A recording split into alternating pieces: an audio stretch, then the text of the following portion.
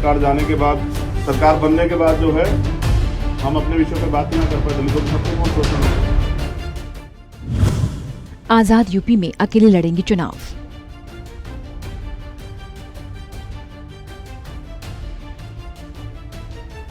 UP विधानसभा चुनाव में सपा प्रमुख अखिलेश यादव और आजाद समाज पार्टी के अध्यक्ष चंद्रशेखर आजाद के बीच गठबंधन लगभग तय हो चुका था, लेकिन सीटों पर सहमति नहीं बन पाई। ऐसे में चंद्रशेखर ने अब अकेले चुनावी मैदान में उतरने का फैसला किया। 33 सीटों पर उम्मीदवार उतारने की घोषणा कर दी। गठबंधन नहीं होने पर क्या सपा को होगा नुकसान? सपा के साथ गठबंधन न होने के बाद चंद्रशेखर आजाद ने कहा कि हमारे साथ धोखा हुआ है। अखिलेश यादव को अनुसूचित जातियों के वोट की जरूरत नहीं, इसलिए सपा और आजाद समाज पार्टी का गठबंधन नहीं होगा।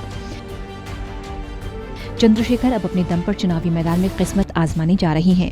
इसके लिए उन्होंने करीब 3 दर्जन सीटों को चिन्हित किया। अपने प्रत्याशी उतारेंगे। ऐसे में उस सपा के खिलाफ दलित नैरेटिव बिगड़ना शुरू कर चुके हैं। देखना है कि चंद्रशेखर अकेले यूपी चुनाव लड़कर किसे नफा और किसे नुकसान पहुंचाते हैं।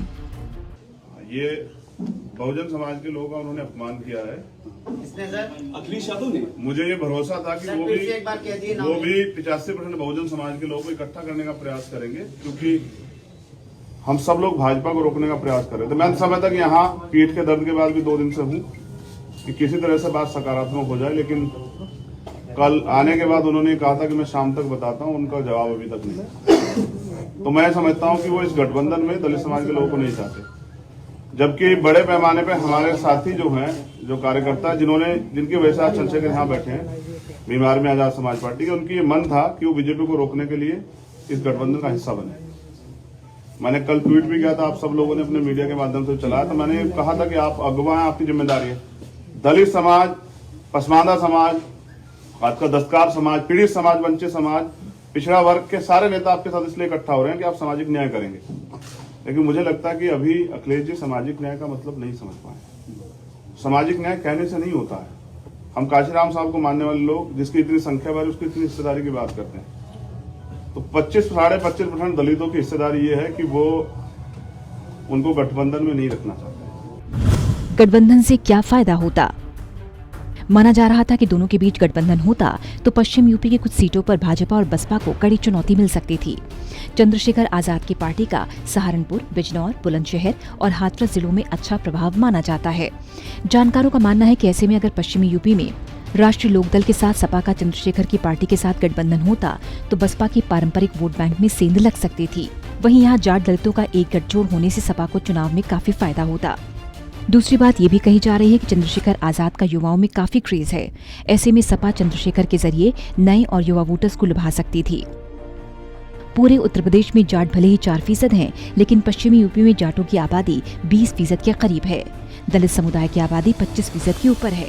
वहीं मुस्लिम आबादी 30 से 40% के बीच में है। बीजेपी को क्या मिलेगा फायदा? राजनीतिक एक्सपर्ट्स की माने तो सपा और बीजेपी के बीच सीधी होती चुनावी लड़ाई के बीच चंद्रशेखर ने जिस तरह से सपा के खिलाफ दलित नैरेटिव गढ़ रहे हैं, उससे बीजेपी को सियासी फायदा हो सकता है। इसकी वजह यह है कि यूपी की जिन सीटों पर बसपा के उम्मीदवार मजबूती से लड़ते नहीं दिखते, उन पर दलित वोटों का झुकाव बीजेपी की ओर हो सकता है। बीजेपी इस बार के चुनाव में दलित वोटों को साधने के लिए खास रणनीति बना रही है।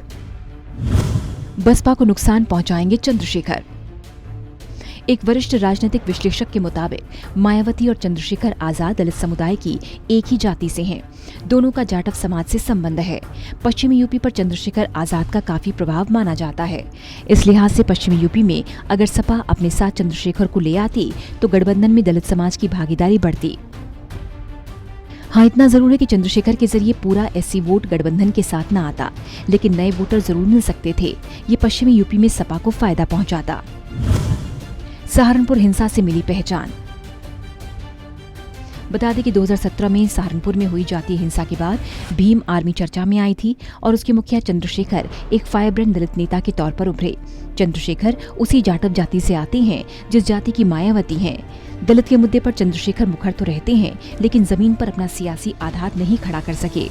दलित समुदाय भी बसपा का साथ छोड़कर चंद्रशेखर के साथ नहीं आया। इतना ही नहीं, बसपा से जिन दलित नेताओं का मोहभंग हुआ, उन्होंने सपा का दामन थामा है। बहरहाल सपा के साथ गठबंधन न होने से बाद चंद्रशेखर आजाद ने जिस तरह से अखिलेश यादव के खिलाफ मोर्चा खोला, उन्हें दलित विरोधी करार दे रही हैं। ऐसे में चंद्रशेखर अकेले चुनावी मैदान में उतरकर भले ही खुद की राजनीतिक नैया पार न लगा सके, पर दूसरों का खेल बिगाड़ने और बनाने का काम जरूर कर सकते हैं।